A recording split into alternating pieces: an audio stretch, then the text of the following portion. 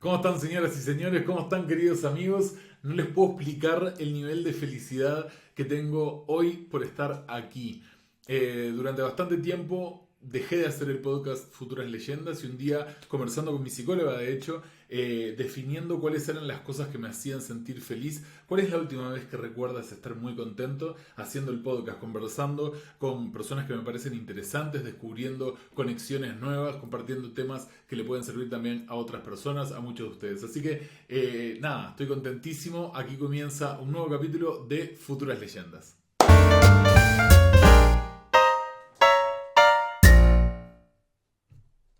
Bueno, nuestro invitado de hoy es psicólogo, es comunicador, lo hemos visto en varios canales de televisión, lo hemos visto también en redes sociales, en plataformas digitales, y básicamente para mí se ha transformado en una persona que cada vez que veo en algún lado llama mi interés, me hace detener y prestar atención a lo que está conversando. Es, digamos, un algoritmo biológico con el que a mí me gustaría intercambiar datos. Señoras y señores, le damos la bienvenida al señor Sergio Chilling. ¿Cómo estás? Pero Estimado. me gustó eso del algoritmo. Está muy bueno. Está muy bueno. Una vez me puse a pensarlo y digo, claro, nosotros vamos combinando todo lo que vamos aprendiendo y muchas veces tiene que ver con Sí, las personas que hablamos también, ¿no? exactamente. Y una vez, de repente uno tiene como punto en común con gente y dice, mira, sabes que el razonamiento de tal persona más o menos me interesa escuchar.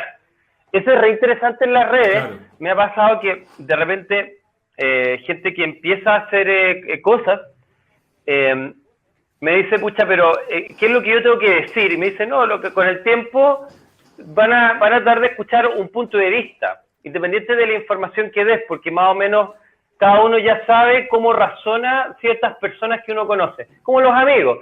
¿Qué diría mi amigo en tal situación? Uno más o menos tiene la teoría, que eso en psicología le llamamos teoría de la mente, como uno puede como predecir cómo una persona, desde el punto de vista de otra persona, cómo se vería esto, qué diría él, qué haría ella. Pero qué claro. buena esa forma de presentar, me gustó mucho. Oh, y bueno, y me cuelgo de esto que estabas diciendo recién, porque a mí me pasó algo bien interesante utilizando ese, no sé si herramienta, técnica, y yo siempre lo cuento como anécdota a amigos. Yo me he atendido, digamos, con distintos profesionales de la salud mental, entre ellas una psicóloga que me atendía en un centro de Providencia, y ella me hizo un ejercicio una vez que encontré genial. Me dijo, yo estaba conversando y me dijo, mira, elige a tres personas que tú admires por algún motivo, ¿ya? Piensa en esas personas, las elegimos, y después me dice, ahora tú, yo voy a poner una X en el suelo, y tú te vas a parar ahí y vas a ser esa persona. No vas a ser tú tratando de parecer esa persona, sino que vas a respirar un segundo y vas a ser esa persona, y vas a darte un consejo a ti Juan Pedro, digamos. Entonces yo hice el ejercicio en estas tres versiones distintas de sus supuestas cabezas, digamos, me dio un consejo. Y lo loco fue que como a la semana hice una de las cosas que una de esas personas me aconsejó teóricamente. Y mi hermano me ¿Ya? dijo, oye, qué bueno que hiciste eso. Le digo, sí, me lo recomendó. En este caso se llama Patrick, que de hecho es productor del podcast. Le digo, sí, me lo recomendó Patrick. Y me dice, ¿cuándo te lo recomendó? ¿Me puedo pensar? Y digo, nunca me lo recomendó. Yo me puse en su posición y me di ese mensaje suponiendo interesante también, porque me cambió la cabeza de alguna forma, ¿no? Exactamente. De hecho, esa habilidad nosotros la desarrollamos más o menos a los 3 4 años y es el momento en el que los papás más odian, o entre comillas, o le tienen más molestia a los hijos, porque es cuando los hijos aprenden a ¿Ya? mentir. A los 3 4 años se da Ah, que los niños tienen la capacidad, niñas y niños, de poder entender el punto de vista de otro. Entonces ocurren las primeras mentiras y los papás se dan cuenta de que el niño les está mintiendo. Claro, porque el niño empezó a entender cómo es ponerse en el lugar del papá, qué es lo que tengo que decir para conseguir lo que realmente quiero. Entonces, a ese claro. concepto llamamos teoría de la mente y nos permite también crear mentiras. Si nosotros no pudiéramos tener teoría de la mente, no podríamos mentir porque no entenderíamos cómo otro pensaría lo que estamos viendo nosotros ahora, desde el punto de vista de ellos. Perfecto. Re complicado. No somos la única especie que miente, pero somos la que probablemente mejor lo hacemos. Y bueno, y también eso me lleva a Ah, otro punto que Y lo otro es que de repente hay gente que tiene dificultades para ponerse en el punto de vista de otras personas. Por ejemplo, las Ya. personas que sufren de autismo o los Asperger. Por ejemplo, las personas que tienen algunos tipos, en algunos casos en la psicopatía. Hay lesiones que también te inhabilitan a poder hacer este juego. Pero claro, qué bueno que tú, Patrick, fue capaz de decirte un buen consejo. Es súper útil Claro, eso, verlo claro, desde el claro. punto de vista. Qué bacán. Che, ¿sabés que dentro de todo el ejercicio, viste que en la semana subí un par de historias comentando que íbamos a conversar contigo y de alguna ¿Mm? manera, si las personas tenían alguna pregunta que les gustaría hacerte, ¿no? ¿Te parece si Ujú. te comento un par de esas preguntas? Bueno, claro. La primera simple porque me parece entretenida y además yo también la quiero aprovechar. Después voy a exportar esta parte del video y voy a comprar un libro por Amazon. Pero una de las personas preguntó, ¿qué libro nos podría recomendar? Esa fue una de las preguntas de Instagram. Eh, en general, de los libros, lo que yo pienso es que tienen siempre partes buenas, como la gente. Hay partes buenas y hay partes que nos sirven mucho. Entonces, hay un libro que es bueno. El tipo escribe fome, pero el tipo es muy inteligente, que se llama Robert Sapolsky, que se llama Behave o Compórtate. Este biólogo norteamericano, neurobiólogo, estudió mucho tiempo el sistema límbico, que es un área del cerebro que nos genera emociones o es el responsable de las emociones, y él plantea la importancia de la agresividad en el desarrollo de la especie humana y cómo puede ser la causa de nuestra destrucción si no aprendemos a modelarla mejor. Entonces ese libro es interesante porque el tipo es muy capo. Otro libro que podría ser, a ver, que yo encuentre bueno, de psicología, me imagino. Mira, Eh, no, eso te iba a decir, como para darte también no sé, un terreno en el cual moverte con respecto, porque claro, el libro puede haber de mil cosas distintas.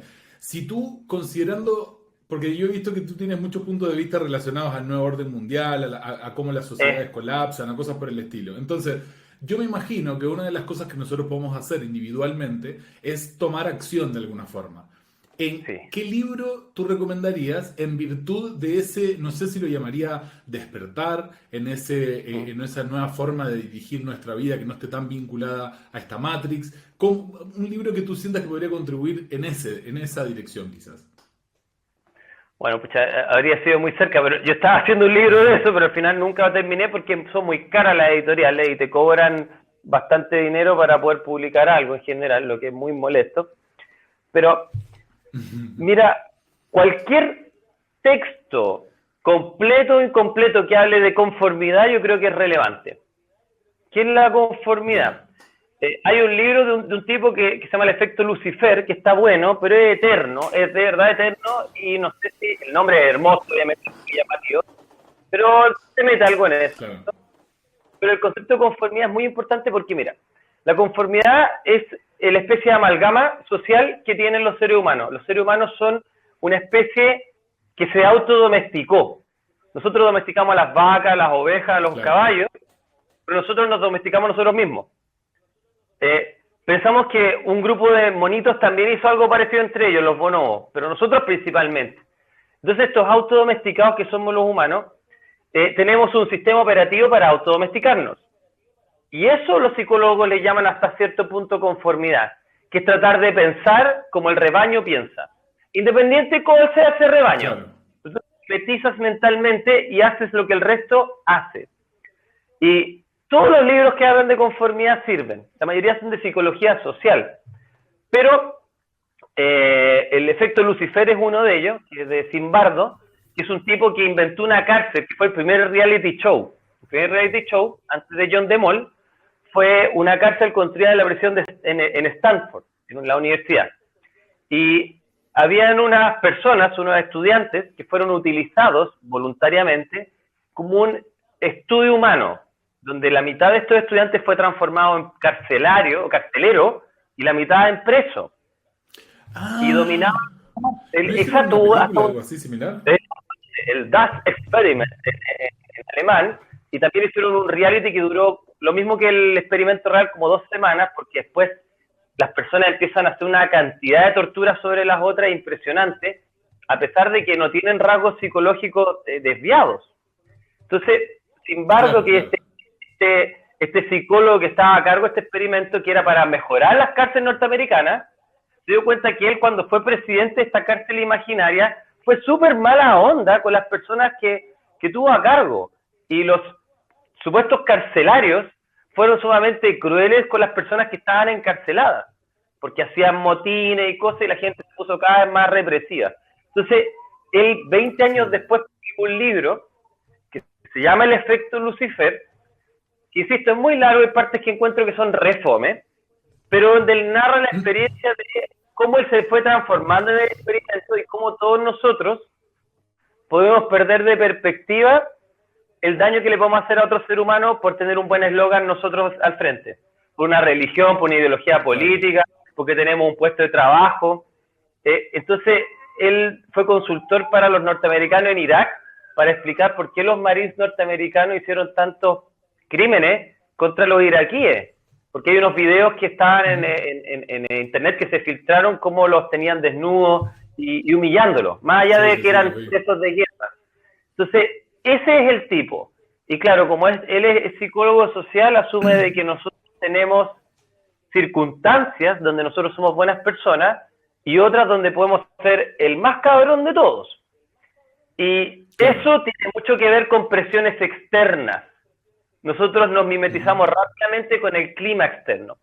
Entonces, en relación con lo del nuevo orden y con la idea de conformidad, que es esta idea tan potente de que los seres humanos obedecen las conductas de otros, te diría de que en este minuto la masa no se da cuenta, y la masa somos todos en cierto momento, la masa no se da cuenta de las jaulas de oro en las que viven, donde son muy permeables a lo que los medios de comunicación dicen. Son probablemente aún más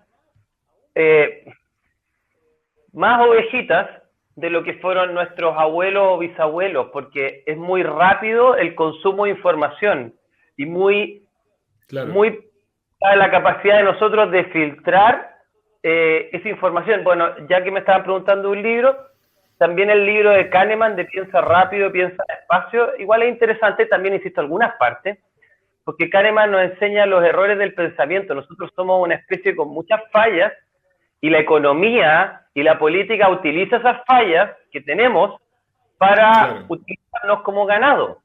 Y eso, de hecho, este tipo, un psicólogo, uno de los pocos que ganó un Nobel en economía, utilizando el pensamiento humano y los errores, por ejemplo, para maximizar cómo tú gastas la tarjeta de crédito. Entonces, nosotros tal cual. somos una especie bastante pelotuda en algunos aspectos, y si tú entiendes cómo funciona ese algoritmo, como lo hace Google, como lo hace Facebook, como lo hacen todas estas cosas, claro que tú puedes manipular a una persona sin saber que está siendo manipulada.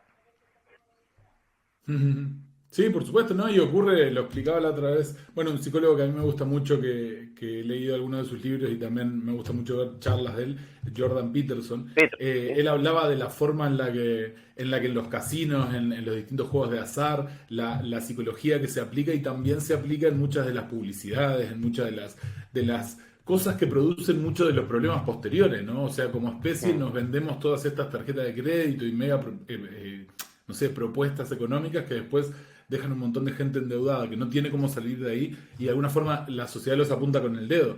Pero se utilizaron conceptos psicológicamente probados para persuadir a estas personas y que incurrieran en este tipo de acciones. Muchas veces las personas que menos herramientas tienen para no incurrir en esos tipos de acciones, que están continuamente buscando una mínima sensación de placer en una vida completamente atareada, que no tiene una meta, que no tiene un fin significativo al que está buscando avanzar, sino que está simplemente disfrutando del placer de un día y de otro, de una cervecita, de comerse una buena hamburguesa. Entonces, claro, decía la otra vez, lo vi en un, no voy a decir en un libro porque fue en un post, no me acuerdo si de TikTok o de Instagram, pero decía que mientras la persona pobre está concentrada buscando el pan, pierde de vista la libertad o la opción de crecer en tantos otros aspectos. Y nada, parece que cada vez es más así, ¿no?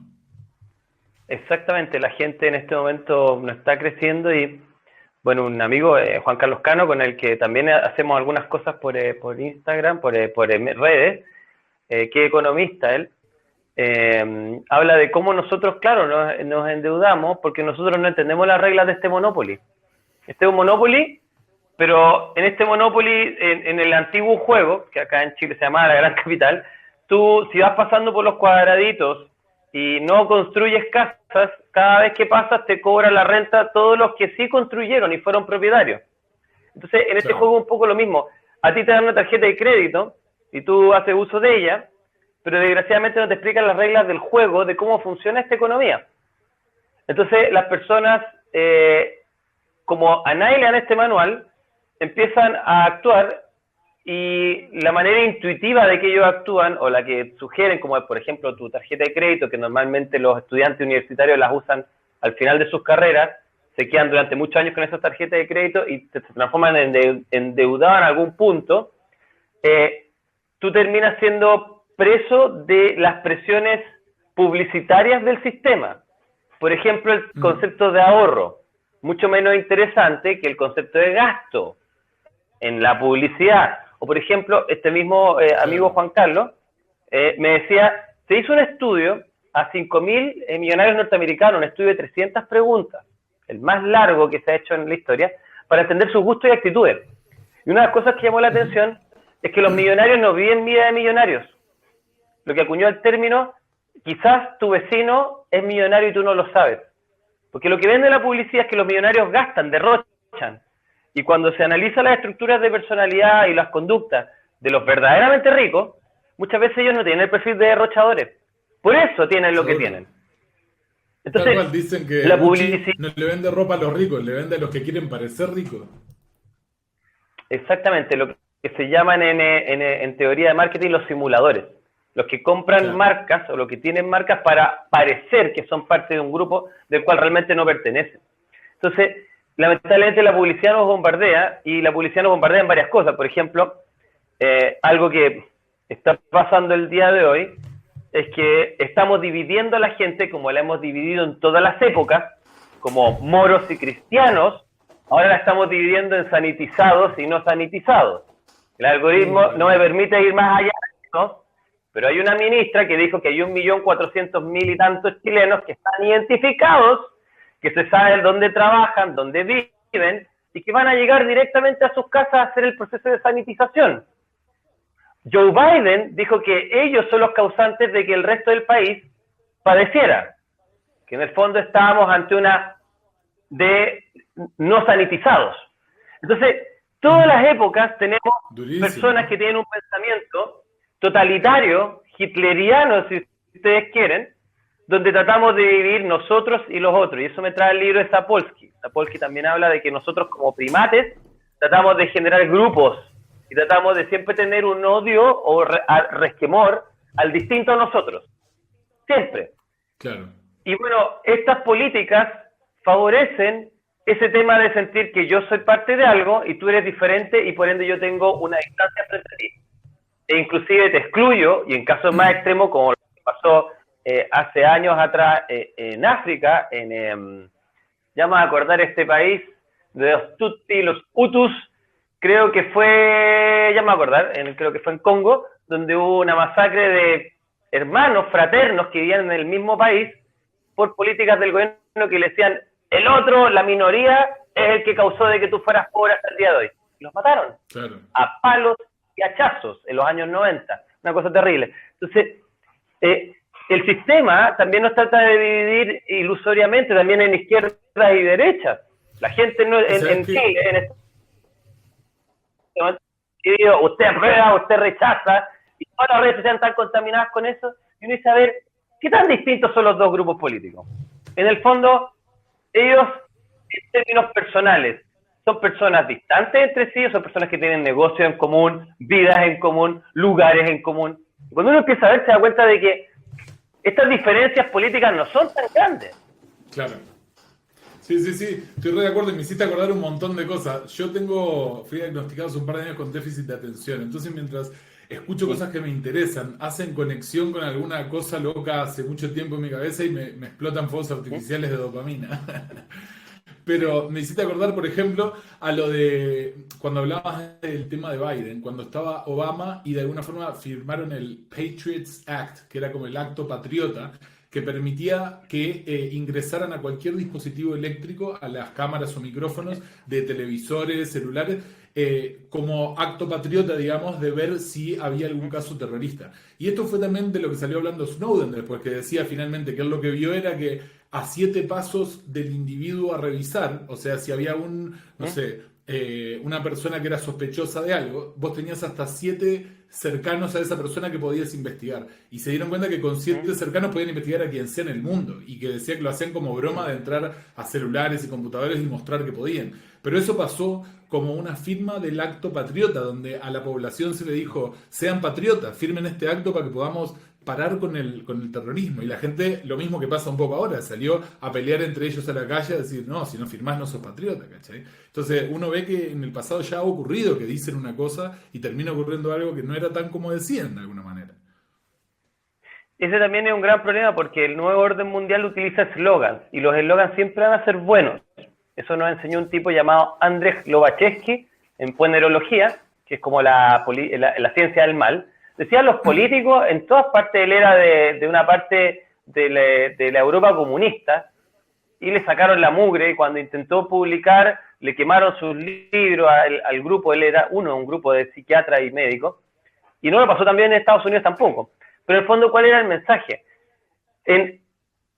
Siempre hay gente con pensamientos psicopáticos que trata de entrar con buenos eslogans para tener control sobre la población.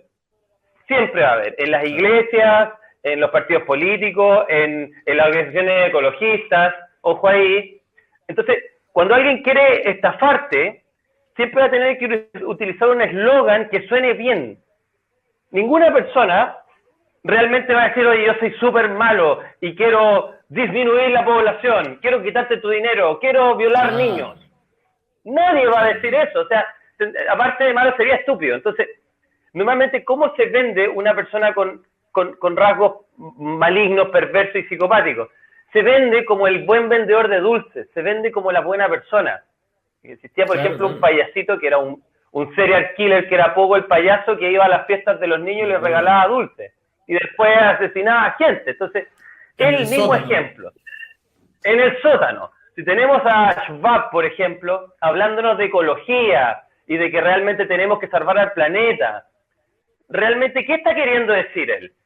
¿Está realmente queriendo ayudar a las ballenas y disminuir el gasto de los gases en la atmósfera?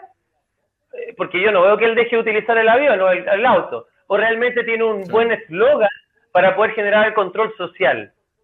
Entonces, son buenas ideas. ¿Sí? No, te decía que algo que no sé, vibra conmigo de eso que estabas diciendo, que de hoy en día, no se trata de eso, de mira mi vida perfecta, de este es mi super auto, de tengo el mejor trabajo, del cafecito ahumando en el hotel con la cascada enfrente. Todo parece ser como ese buen eslogan, eso, como que todos estamos vendiéndonos humo entre todos.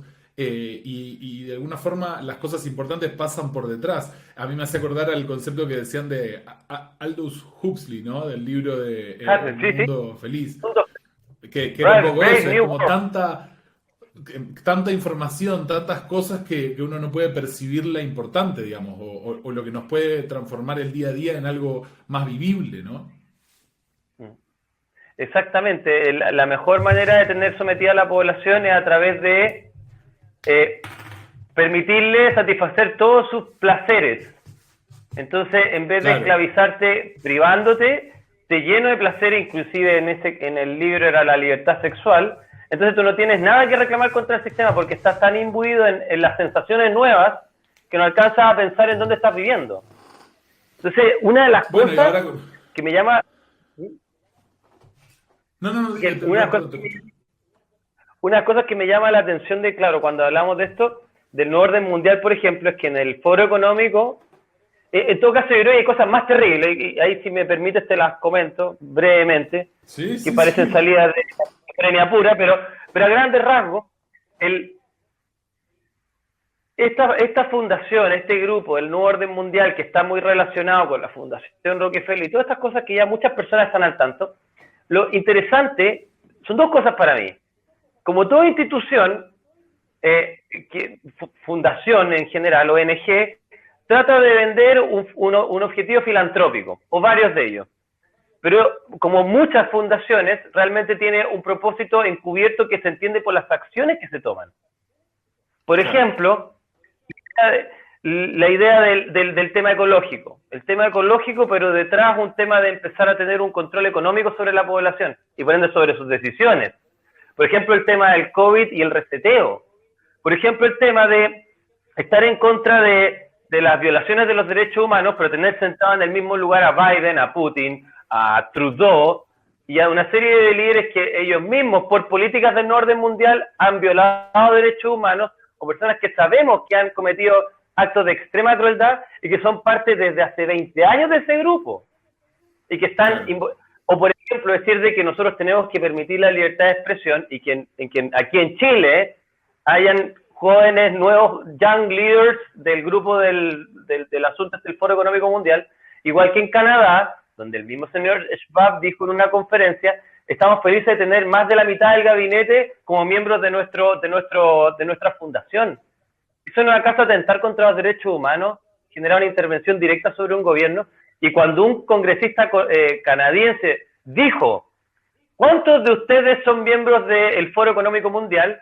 Cortaron la comunicación y el jefe del Parlamento dijo, sabe que no se le escucha la pregunta, sigamos al siguiente. Entonces, ¿hasta qué punto esos nuevos eslogan de Greenpeace, de Nuevo Orden, de Foro Económico Mundial, y voy a decirlo directamente, de todas estas organizaciones, no esconden lo mismo que escondieron organizaciones totalitarias antes? Si la política nacional socialista era la limpieza de nuestra sociedad, la mejora racial, puras palabras que sonaban bien. Si uno hubiese sido un ciudadano de los años 30 en Europa y en Alemania, muchas veces habría considerado que está bien esas políticas. Siempre hay una idea media en todos estos sistemas totalitarios con el tema de la higiene, con el tema de las campañas de salud. De hecho, un estudio en Brasil planteaba, creo que se llama Schroeder, se llamaba el especialista, pero que era citado por Jonathan Haidt en La moral de los justos, planteaba de que hay una correlación entre gobiernos totalitarios y necesidades de higiene. Cada vez que la salud era un tema principal dentro de un lugar, en este caso en Brasil, hace años atrás, se dan cuenta que las personas estaban más dispuestas a perder su libertad con tal de tener un gobierno que controlara el problema. Justamente nosotros estamos en un sistema donde lo más importante es la salud y nuestros gobiernos son capaces cada vez más de cortarnos libertades en tal de, entre comillas, el gobierno te cuida. Pero mi pregunta es, ¿de qué? Me acuerdo también a la política de los Borbones en España, que decían todo para el pueblo, pero sin el pueblo. O sea, básicamente los cuidamos porque ustedes son lerdos, ustedes son idiotas, entonces nosotros sabemos mejor que ustedes cómo cuidarlos. Es infantilizar la sociedad. Tenemos un poquito de su libertad por su seguridad también, ¿no? Exacto. V de Vendetta también lo dice. No sé si vieron esa película, digamos. En V de Vendetta... En esa película, V de Vendetta habla un poco de eso como película. Una película que plantea básicamente de que hay un complot donde hay un virus que se lanza al aire. Ahí está el remedio hecho por una empresa que ya había lanzado también el virus en un colegio en Irlanda. Y básicamente esa compañía se hace millonaria con la eliminación de con una especie de cacuna, para no joder al algoritmo, para salvar a la población, y se transforman finalmente en los líderes de Inglaterra en un sistema sanitario totalitario. Es brillante porque si uno piensa, cualquier relación con la realidad es mera coincidencia, por supuesto, pero en V de Vendetta y en muchas películas y muchos cómics que eran de los años 80, ya estaba germinado cómo podría ocurrir una sociedad media orwelliana. Quizá ahora lo llamo al nuevo nivel. Justamente. 1984 de Orwell. Y tengo ahí... Sabes que de nuevo me sacudieron un montón de cosas lo que me estabas diciendo y Estoy tratando de acordármelas, porque esa es otra cosa que me pasa con el déficit de atención. Viene todo junto y después todo se va, desaparece. Voy a aprovechar a comentarte otra de las preguntas que hizo alguien en Instagram y mientras voy a ir dándole vuelta en la cabeza la idea que te quería comentar porque me parecía re importante. ¿Cuál fue lo último que me comentaste recién? Que estamos hablando de esto de que básicamente, en términos generales, que todas estas ideas de estas fundaciones siempre tienen un eslogan bonito. Pero a partir de ese eslogan bonito puede Perfecto. haber una segunda intención. Perfecto, perfecto, perfecto. Me acordé de alguna forma para dónde iba. ¿Qué pasa con...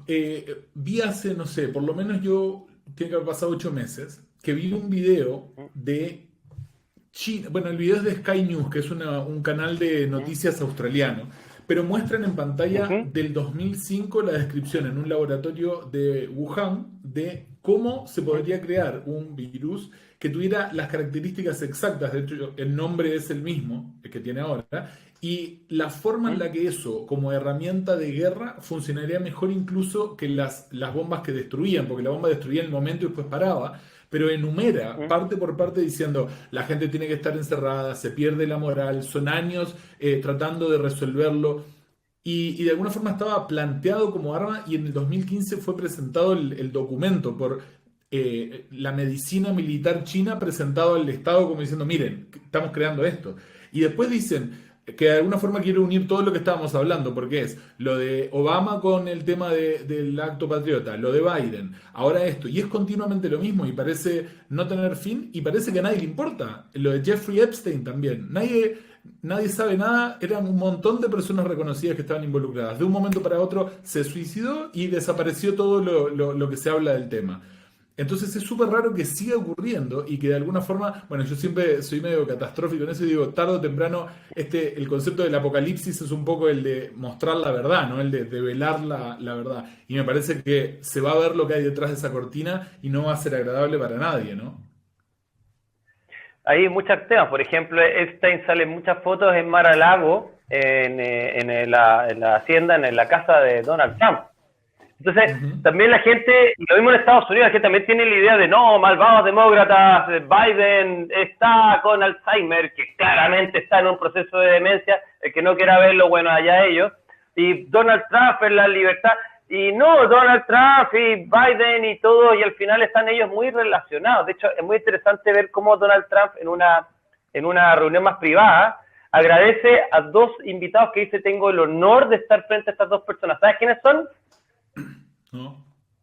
Hillary y Bill Clinton. Es un agrado estar con ellos.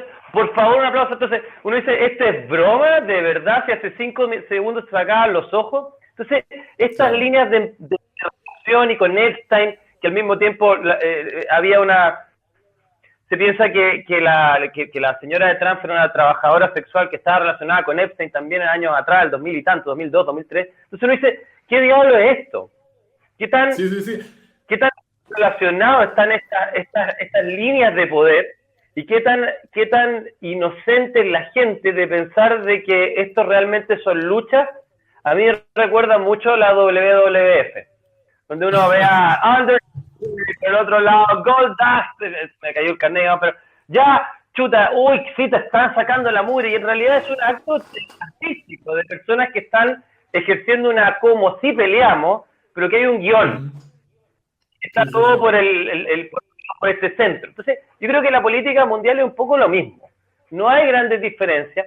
Ahora, lo que tú planteabas respecto a estos escenarios de pandemia, 2010 también la Fundación Rockefeller sacó algo así, donde mostraba cómo se podía tener gobiernos más totalitarios a través de un virus. Y claro, el virus del que estamos hablando tiene características muy interesantes. De hecho, hay un paper publicado en un journal de revisión de pares, es decir, algo bastante mainstream, bastante seguro, no conspiranoico, nada que ver, que Claro, mostraba que claro. tenía 19 cadenas, o sea, varias secuencias de aminoácidos, unas concatenadas al lado de otras, para que hubiera esta característica de este virus y que para que eso ocurriera por azar en la naturaleza, digamos, por esta transmisión genética del murciélago, la probabilidad de que se dieran estas 19 cadenas era muy difícil. Entonces lo que más o menos concluían estos autores es que la probabilidad de que solo por azar este virus se constituyera tal como es, era muy baja, era 1 en 1.000.000.000. Entonces ellos planteaban dos grandes posibilidades. Una, de que se intentara hacer algo en un laboratorio con animales y por casualidad se hubiese infectado un animal de otra especie y hubiese generado esta alteración que nosotros llamamos el virus actual, o que se haya hecho literalmente... ¿Mm?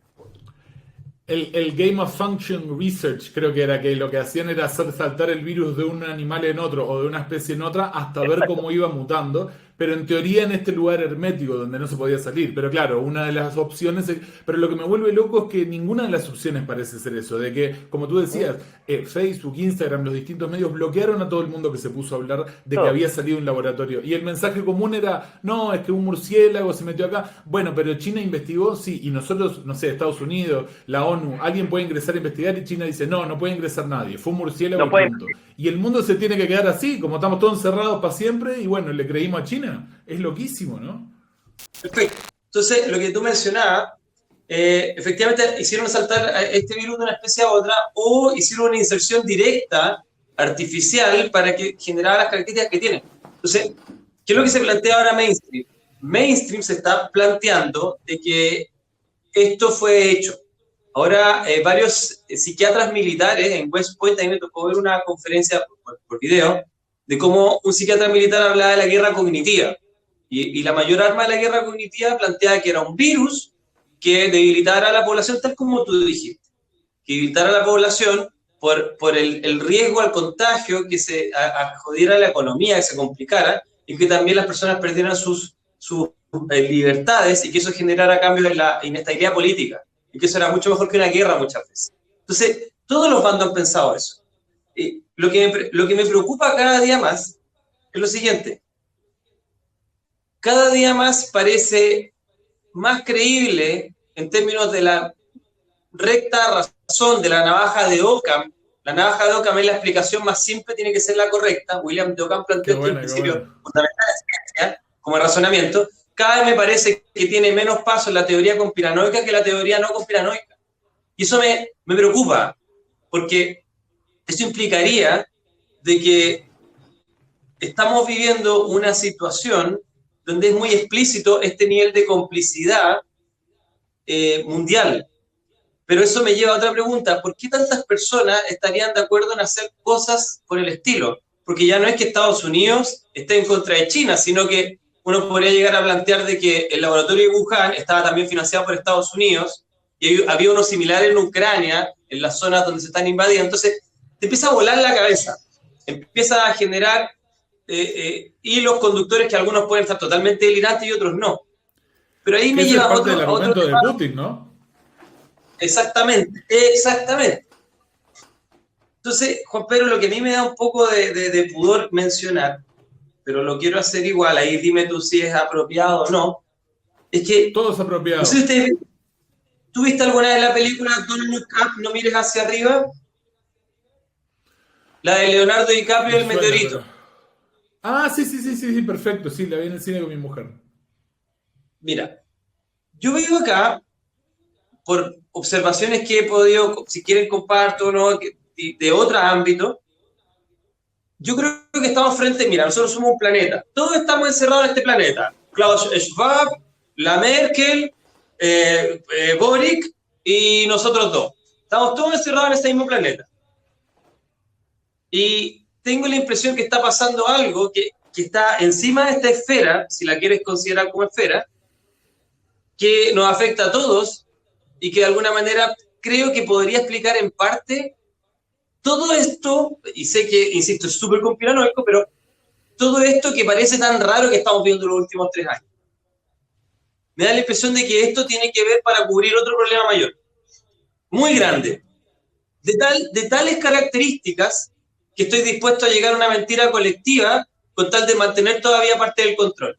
Entonces, mi hipótesis es que realmente, si bien todas estas personas tienen rasgos psicopáticos, quizás hasta cierto punto, en este minuto, ni siquiera es por un fin maligno, sino por tratar de mantener algo, que están llegando tan lejos, porque nunca en la historia de la humanidad habían tratado de llegar tan lejos.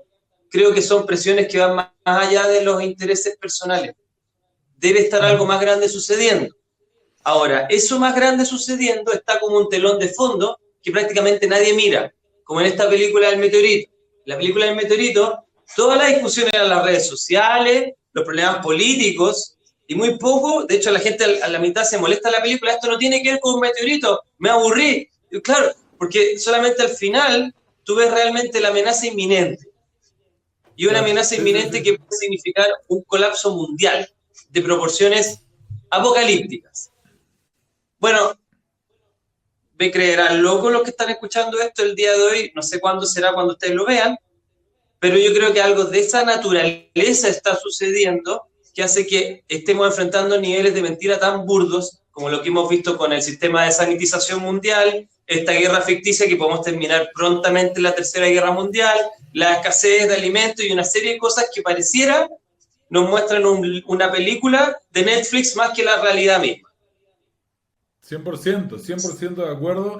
Y me parece que es loco porque, bueno, sabes que por lo menos existen estos espacios donde podemos darnos el tiempo de conversar de estas dudas, de estas cosas que se nos vienen a la cabeza, porque es muy poco lo que se habla de algo tan importante y de alguna manera las cartas están a la vista, o sea, no podemos hacer como que no está pasando nada, no podemos... Me hiciste acordar con esto que decías de este posible, no sé, imagínate que la NASA identificó un meteorito que va a partir la Tierra al medio y no quieren que la población pierda el control, entonces se tira una narrativa donde, yo me acuerdo una vez que fui a un evento de una marca de cerveza chilena y había una escalera y yo prestaba atención y digo, ¿qué están haciendo? Si tú ingresabas con tu usuario de Facebook a esta marca de cervezas, te dejaban pasar al VIP y te daban una cerveza de las que tenían ellos. Entonces, vos ponías a la entrada de esa escalera tu ingreso a Facebook y le dabas acceso a la marca a tu Facebook para poner, postear o lo que sea. Y después te dan una cerveza y la gente hacía fila y entraba. Entonces yo digo, de la misma forma, todo, ahora con el tema del virus ¿no? Todos la huella en todos lados, todo el cuándo entraste, cuándo saliste, de qué aeropuerto, para dónde fuiste, qué temperatura tenías, dónde... No, lo que pasa es que tenemos que medirlo, así que entrando al mall hay una cámara que te mira y te mide la cara y te dice la temperatura. ¿Por cuánto tiempo es eso? Porque lo que decíamos hace un rato, ¿no? Por tu seguridad necesitamos este pedacito de tu libertad.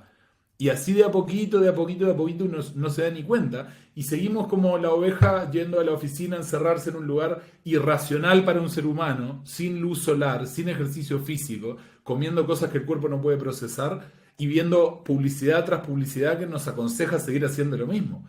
Entonces parece que fuéramos como giles, como que nos dejamos engañar continuamente de alguna manera. No sé, no sé. Sí, estamos tratando de mantener esa normalidad, pero a ratos como que la estructura se va rajando un poco, se va fracturando. Claro, como tú muy bien planteas, en el fondo todo el tiempo estamos viendo este tema de tener un poquito más de control. Un tipo que se llamaba Michel Foucault, que no logró vivir esta época, estaría desesperado, decía que el nuevo poder era el biopoder. Era la política basada en el control del cuerpo, pero desde lo sanitario. Esto lo planteó el año 70. Él en el año 70 veía de que finalmente íbamos a estar manipulados por una especie de, como una especie de ONU, pero de salud, que iba finalmente a través de la salud obligarnos a hacer cosas. Entonces, imagínate, el mero razonamiento de un filósofo se puede adelantar tanto a algo que nosotros vemos como una realidad ahora. Seguro. De que finalmente íbamos a tener un control debajo de la piel. Lo que a él le preocupaba era eso, que después Noah Harari lo dice literalmente. Nosotros vamos a salir del control externo y vamos a tener el control de las personas debajo de su piel. Nosotros vamos a saber mejor que ellos su estado de salud, su impresión respecto a las cosas. Entonces, cuando alguien te dice eso, que es parte del orden mundial, es el mini-me de Klaus Schwab, un tipo, permíteme decir, no lo conozco, pero parece un tipo con tanto resentimiento, un ser humano tan diminuto y tan negativo respecto, con un pensamiento tan deteriorado respecto de lo que la raza humana es, con unas palabras como por ejemplo decir, viene la generación de los desechables, o esto del control, que tú dices, ¿por qué nosotros hemos levantado a una persona como Noah Harari, a una persona famosa? ¿Quién levantó a este tipo? ¿Qué levantó a este tipo con estas ideas tan negativas respecto al ser humano? Tan llenas de odio hacia su propia especie. Como los considera como si fueran alimañas, básicamente. Porque a mí, yo leí el de Animales a Dioses. Homo Después Deus. ¿Sí? sí, y después me recomendó Eduardo Fuentes el 21 Tips para el siglo XXI, ¿no? Y encontré que en varios aspectos, a mí me pasa lo mismo, lo que hablábamos hoy, no enamorarme de ideologías, no tengo de alguna manera ídolos, ¿no? Pero me gusta tener alerta la glándula pineal para ver si algo vibra en relación a lo que estoy pensando, sin excluir nada. Todas las religiones son bienvenidas, todos los seres son maestros de alguna forma. Entonces me pasó que con Yuval Harari yo encontré muchos de esos elementos que me parecieron importantes, que me parecieron interesantes. En De Animales a Dioses, por ejemplo, cuando decía que somos un 96% similar al ADN de un chimpancé y que los chimpancés cuando se juntan en más de 150 individuos entran en pelea y generan a otro nuevo alfa que arma un grupo distinto. Por lo tanto, no pueden estar en comunidades mayores a 150 individuos. Y nosotros somos en El Chile, número no de sé, Dunbar. 17 millones y somos con una persona que está a cargo supuestamente del país. En Estados Unidos son, no sé, 330 millones con un presidente. Y hay ciertos elementos que nosotros entendemos que como Homo sapiens funcionamos mejor, pero que no aplicamos a nosotros mismos, que seguimos haciendo las mismas cosas que sabemos que nos hacen mal de alguna forma. Y me pareció que Yuval Harari tenía muy buena, no sé, nutrición de datos en ese aspecto. Pero ¿qué es lo que a ti te parece lo que no te cierra de él? Lo que no me cierra de él, sí, él tiene muchas observaciones como esto, el número de Dunbar respecto a la cantidad de personas en una población y todo. Lo que no me cierra es hacia dónde él sugiere que nosotros deberíamos ir como humanidad. Como por ejemplo, al control total de las personas debajo de la piel. Como por ejemplo, pensar que vamos a tener un grupo de personas que van a ser desechables. Que es esta generación que básicamente va a estar subvencionada y que no va a tener razón para trabajar porque los robots van a trabajar para ellos. Entonces, cuando ve ese tono de él, Claro. también veo detrás del autor un resentimiento hacia la especie humana, hacia su propia especie, quizás por carencias personales. Entonces, No, a veces, tiene ¿qué mucho es lo que sentido lo que pasa? decís. No, decía solo que tiene mucho sentido Entonces, lo que decís. Claro, ahora sí, entiendo mejor. entonces eso me preocupa porque estamos llevando a la sociedad o nos están llevando a considerar que eso es lo correcto.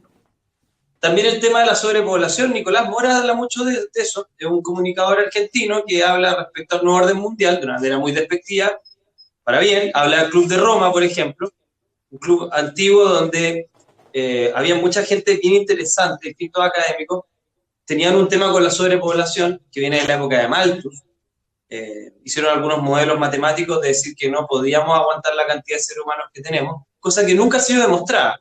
Es malo la sobrepoblación, pero hay un afán especial en estos grupos de querer tratar de reducir la población lo más posible. Un poco las piedras de Georgia también. Hay una obsesión ahí en estos grupos que muy manifiestan. Entonces, bueno, pero sumando todo eso, insisto, yo creo que hay un grupo de personas que quiere controlar a la población porque cree que la población es demasiado estúpida para funcionar de manera sola. Y que creen que el futuro es tener una mano de obra que no pida leyes laborales, es decir, robots, y tratar de disminuir estos humanos que van a finalmente no tener mucho uso, porque tuvieron uso en el tiempo en que eran necesarios para ser explotados como mano de obra. Pero una vez que ya no sean requeridos, Schwab plantea esto casi literalmente con la inteligencia artificial y la robotización, vamos a tener que quizá ayudarles a tener un buen pasar para que pasen a mejor vida y no sigan mandando su semillita de ahí para adelante. Pero lo que me preocupa es que, insisto, algo hay que está contingente a estas personas, porque lo que me preocupa es lo siguiente, inclusive muchos amigos que tengo tienen esta narrativa como de un guión de película que estamos los despiertos, o están los despiertos, versus las personas que son borregos, y que básicamente detrás de los despiertos hay una observación de que hay un interés de este control social mundial. Y yo creo que esa narrativa es simplista, porque el principal enemigo del ser humano no es el ser humano. Eso es un error. El principal enemigo del ser humano es la totalidad, y el cosmos es mucho más fuerte que cualquiera de nosotros. Entonces, veo como que dentro de esta película de zombies hubiese una película de algo más catastrófico que no están viendo ni los borregos ni los despiertos. Y voy a tratar de ir planteando esto, porque creo que, insisto, tratan de demonizar a una persona, por más inútil o malvada que sea, como la causa de todos los males en la sociedad, y eso no es así. El hecho de que en este momento haya desabastecimiento, problemas de agua, cambio climático, falta de comida, miles de cosas, no se debe a un grupo, ni se debe a un sabotaje. Hay algo que está pasando. pero el humano tiende a atribuir a otro humano la causa de sus problemas. ¿Me sigue? Entonces, 100%. solo lo que te pretendo compartir, insisto, yo no soy astrónomo, pero desde hace 3 años hay una anomalía. Esa anomalía es consistente a diario. Las personas que saben de esto pueden visitar, por ejemplo, la página del ISWA, que es el Clima Internacional Planetario. Esa anomalía, que al menos tiene 3 años, que ha ido aumentando cada día, habla de una compresión de la Tierra. La Tierra está siendo comprimida por un campo magnético que proviene del lugar opuesto al del Sol.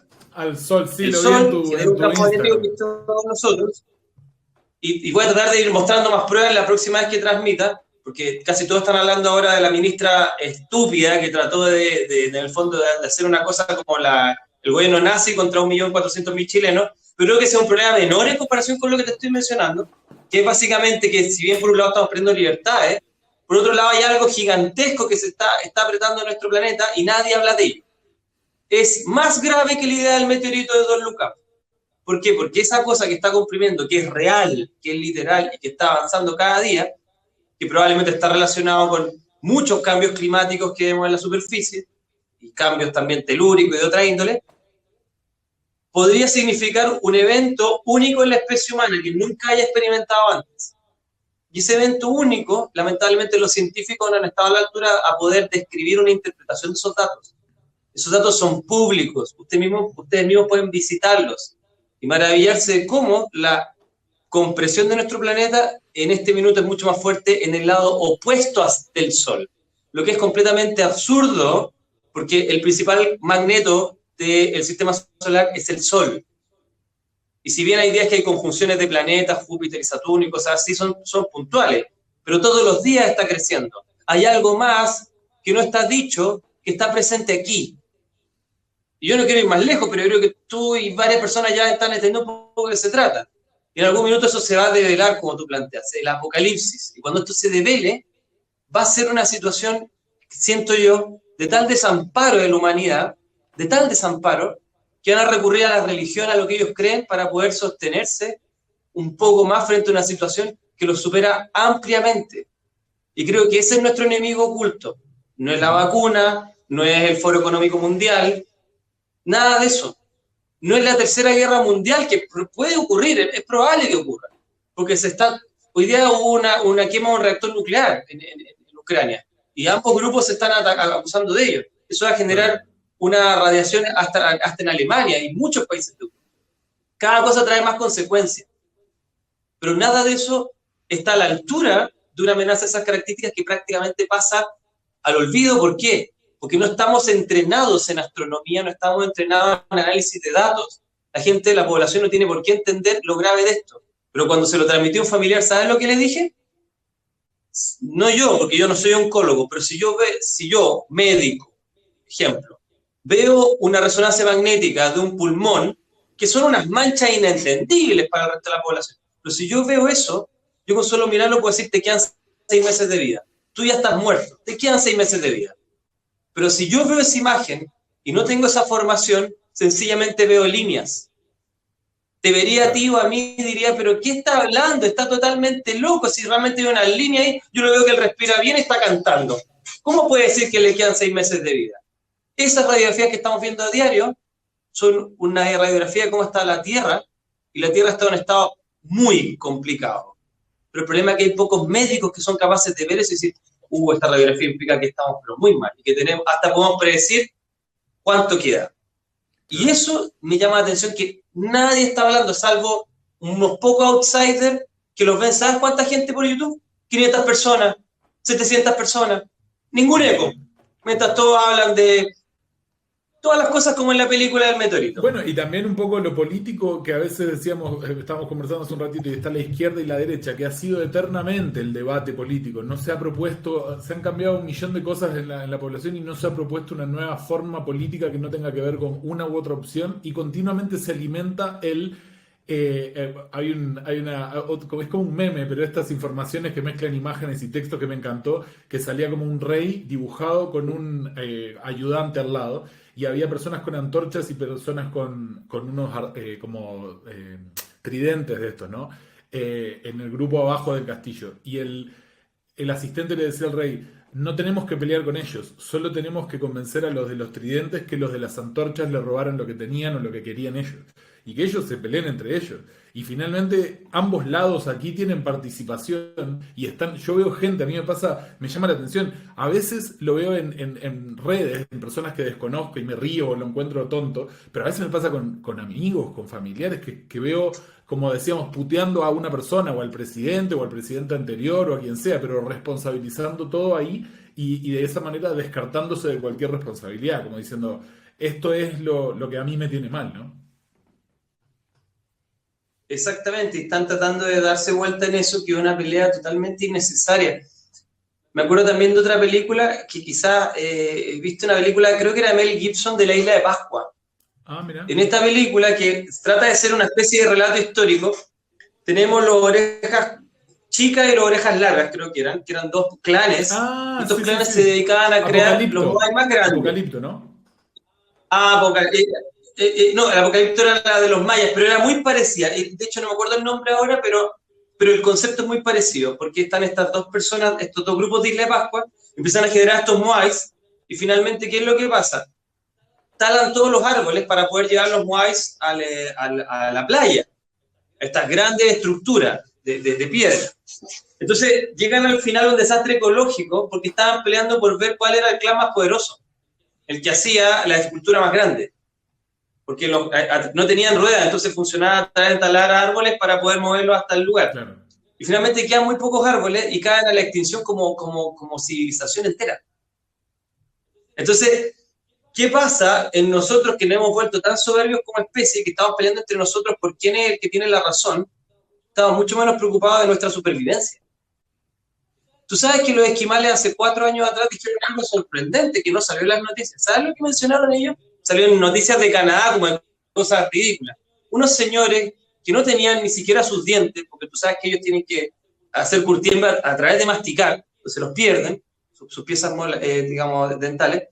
Decía, nos llaman la atención los occidentales. Nosotros hace años hemos visto que el sol cambió su posición. El sol ha cambiado. El sol ya no sale por donde debería salir, ni está en la posición que debería estar. La Tierra va a tener un gran cambio. La Tierra debe haber cambiado de eje. Mira lo que dijeron, haber cambiado de eje. Nos llama la atención que los occidentales todavía no ven nada de esto. La NASA salió hablando el año pasado de que la Tierra cambió de eje. Googleenlo. Googleenlo cuando vean esto. La Tierra cambió de eje. Y dan distintas razones, hasta de que los hielos hicieron de que la Tierra cambiara de eje. Cuesta pensar que la dimensión de un pedazo de hielo, por grande que sea, el tamaño de Nueva York inclusive, genere el cambio de eje de la Tierra. No han querido decir objetivamente a qué podemos atribuir el cambio de eje de un planeta. Entonces, cuando uno piensa, hay lugares en la Tierra de gente que está mirando su entorno, escucha el ruido de las aves, ve los cielos. ¿Hace cuánto tiempo, Juan Pedro, estás viendo que los cielos son rojos? Y la gente toda por Instagram muestra los cielos rojos y a nadie le importa, como si eso fuera normal. Entonces, me preocupa que nuestra civilización, igual que la de los Rapa Nui, empieza a estar preocupada en armar sus propias estatuas y pelear entre ellos, y menos preocupado cuánto les queda de tiempo por estar en un cataclismo como civilización. Si las civilizaciones colapsan todas de esa misma forma. Y finalmente, así como solo como para que quede, como dicen los gringos, on the record, para algún día volver atrás y mirar esta conversación y también recordar este momento. Yo tengo la idea de que nosotros estamos como especie continuamente buscando o quién es el culpable o qué es lo culpable, ¿no? Si es el cambio climático, va a ser un asteroide, si es la guerra nuclear o si es la pandemia. Pero siempre estamos apuntando a qué es lo que habría que cambiar. Y siempre el speech público, es decir, nunca más talen árboles, no coman más animales, pero unirse a algo que nos haga sentir partícipes de un grupo, de una comunidad. Pero yo creo que sería bueno, al igual que de alguna forma experimentando conmigo mismo, lo aprendí en la parte psicológica, fijar la parte constructiva. ¿Qué podríamos hacer que fuera distinto y que cambiara la situación como está? Y en vez de yo lo pensaba así, ¿no? Si fuéramos de a grupos como aldeas, si fuéramos, como decía Harari, de 150 individuos o menos que nosotros nos identificáramos, y fuéramos autosustentables en el lugar donde nos ubicaran, es decir, si nosotros llegamos al Amazonas, poder tener los cultivos y las cosas que necesitamos para vivir, pero si nos cambiamos de lugar o si estamos ubicados en otro lugar, tener esa capacidad de que ese espacio sea autosustentable. Quizás podríamos subsistir a una catástrofe, a una guerra nuclear o lo que sea. Pero hoy en día, si se rompe la cadena de este sistema que mundialmente nos mantiene como titeretero, se hace insostenible. Uno no puede ir al supermercado, no tiene acceso a luz, agua, lo que sea. Yo pensaba, ni siquiera tiene que ser una cosa que la bomba nuclear te afecte en términos de que te queme o que te llegue radiación. Si se rompen las cañerías, no hay luz, agua, gas, por 6 meses. La otra vez acá, 2 días no hubo luz porque hubo un accidente y la gente estaba vuelta loca, salían a la calle como buscando así vida en la ciudad. ¿Y qué pasa si ocurre eso? Durante 6 meses no tenemos acceso a nada. Tendríamos que transformar nuestras habilidades, nuestras herramientas, para nuevamente volver a lo primitivo, a buscar el alimento y la seguridad, el refugio. Y me parece que no estamos destinando suficiente tiempo a construir lo que queremos, sino que estamos continuamente apuntando con el dedo quién debería ser el que deja de hacer lo que está mal, de alguna forma. Tanto países como gobiernos como individuos diciendo el problema está allá, es aquel, en vez de buscar algo que hacer en conjunto, siento, ¿no? Exactamente, es una sociedad que olvidó lo básico, que es la necesidad de supervivencia. Por ejemplo, ¿qué cosas son constructivas? Primero, claro, ponernos en perspectiva, lo que tú mencionas. ¿Hasta qué punto apuntar y estar preocupado de los otros monitos es realmente importante? No, no es realmente importante. Tenemos que entender la supervivencia.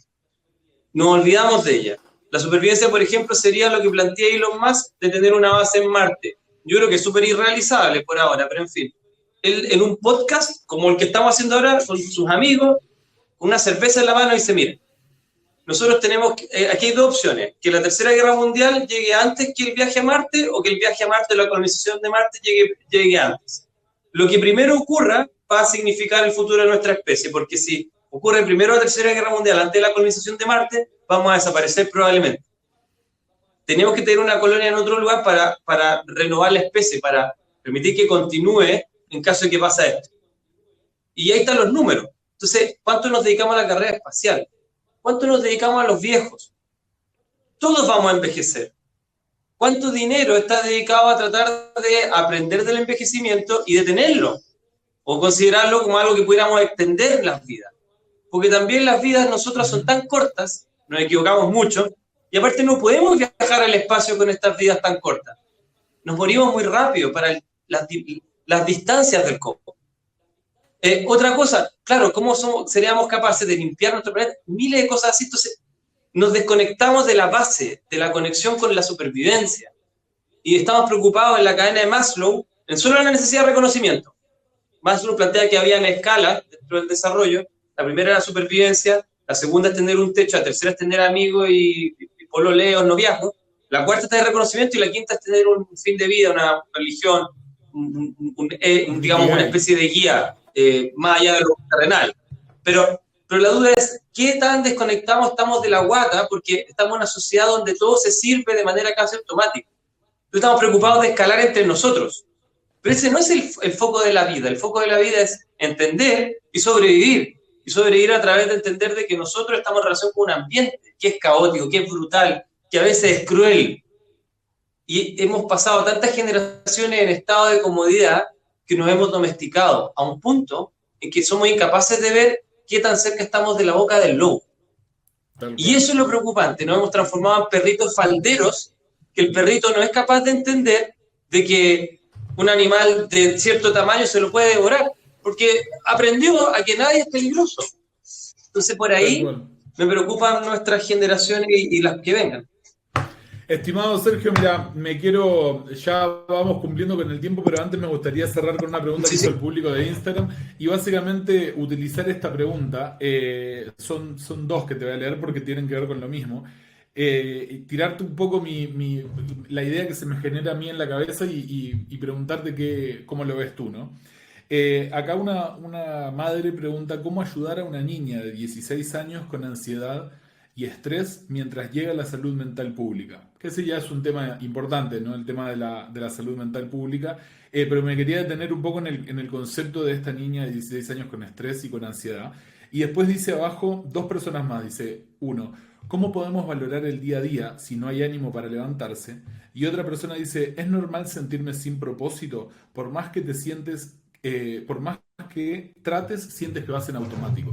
Y me pasó que fueron estas preguntas que resonaron conmigo, porque siento que en algún momento estuve en esa misma posición, de decir, ¿cómo hago? Si quiero, ok, ya, quiero hacerlo, quiero salir adelante, ya, pucha, siento que me quiero morir, ya, pero no lo voy a hacer, no me voy a morir, ya, entonces, ¿qué hago? ¿Cómo salgo adelante?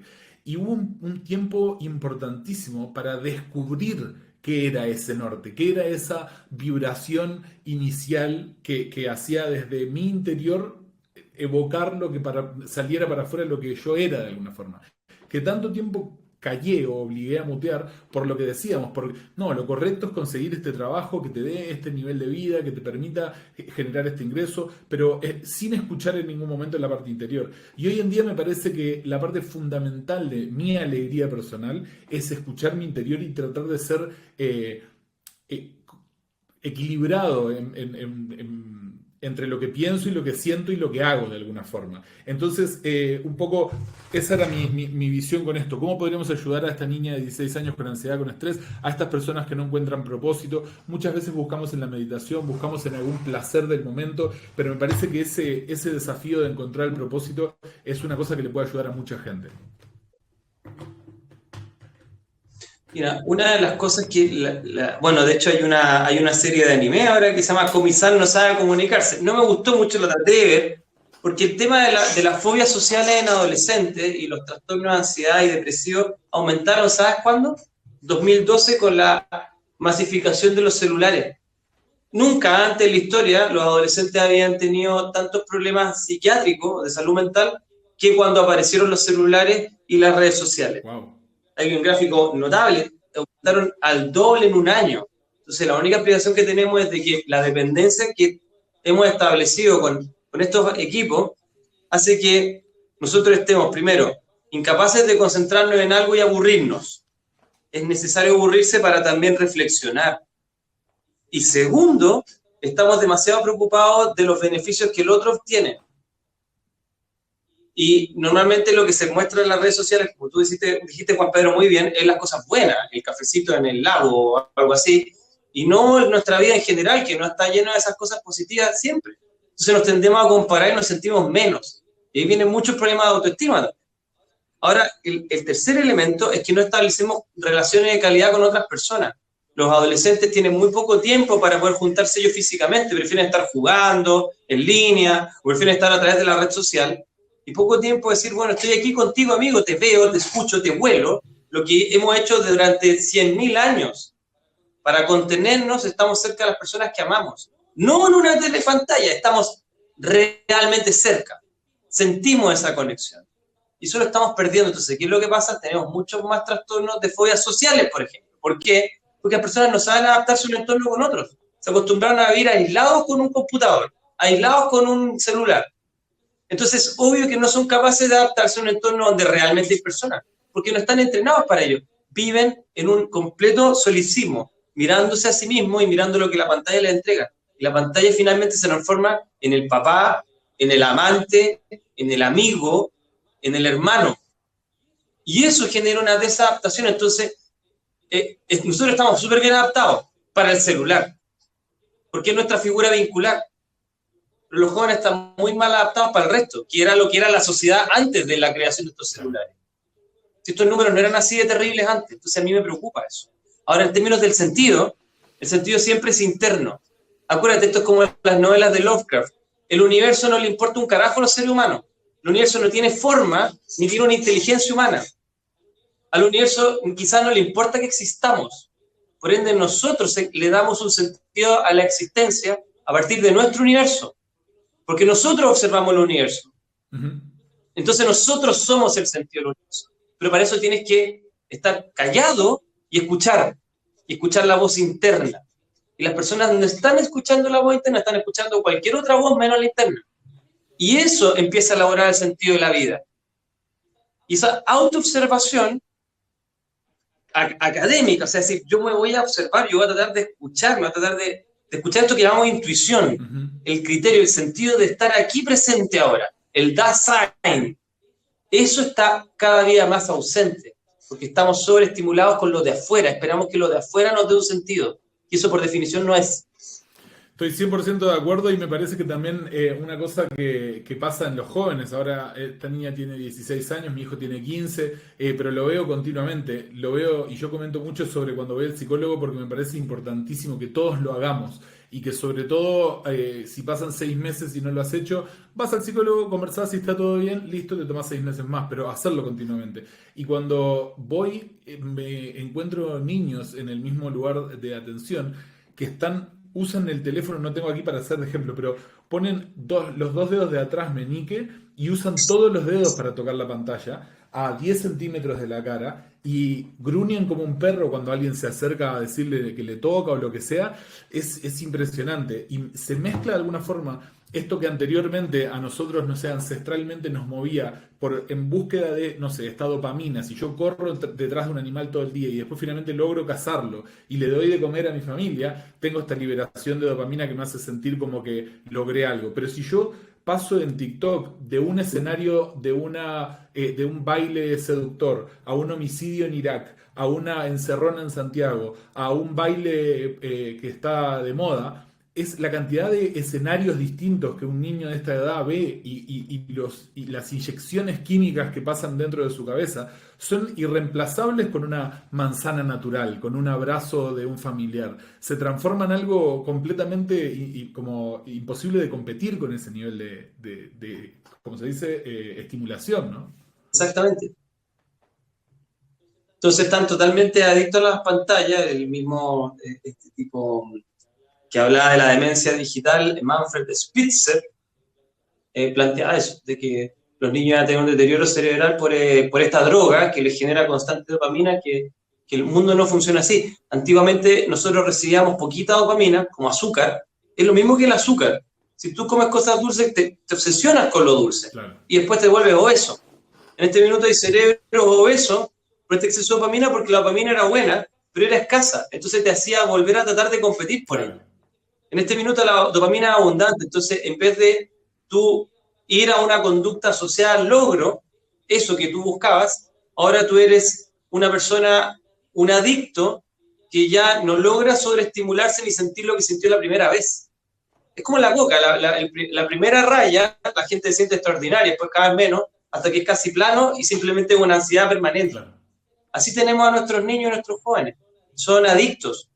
Probablemente esto que vimos ahora, en el futuro lo van a ver, como vimos antes nosotros las propagandas del cigarro. Las propagandas del año 60, la época de los supersónicos del cigarro, hablan de que el cigarro era súper bueno, que la gente se sentía bien y salían hasta médicos diciendo que el cigarro era bueno.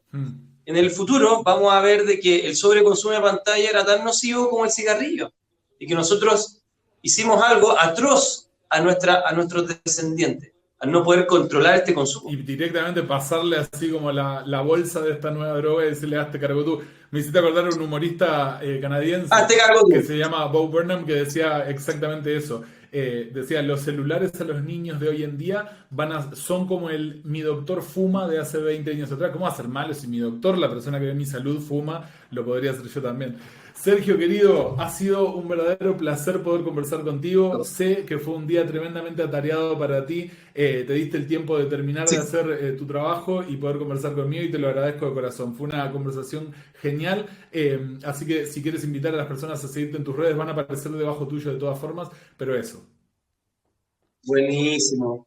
Te agradezco. Fue súper interesante. Sí, estaba cansado, pero fue muy agradable, muy estimulante en el buen sentido poder conversar contigo. Espero que el resto de tus invitados también valoren tu velocidad y tu conocimiento, porque uno se da cuenta de que tú has leído y has investigado y que estás muy interesado genuinamente en entender y en tratar de comunicar. Entonces, para mí fue muy grato esto y, bueno, espero quizás invitarte algún día yo en algún live para que podamos hacer algo similar desde esa plataforma. Encantado. Repetir la experiencia. Encantado, encantado. Sí, sí, sí, por favor. Muchísimas gracias nuevamente. Y nada, nos vemos en el próximo capítulo. Este fue el capítulo 13 de la temporada 3 de Futuras Leyendas. Te agradezco nuevamente, Sergio, y nos vemos en el próximo capítulo. Gracias.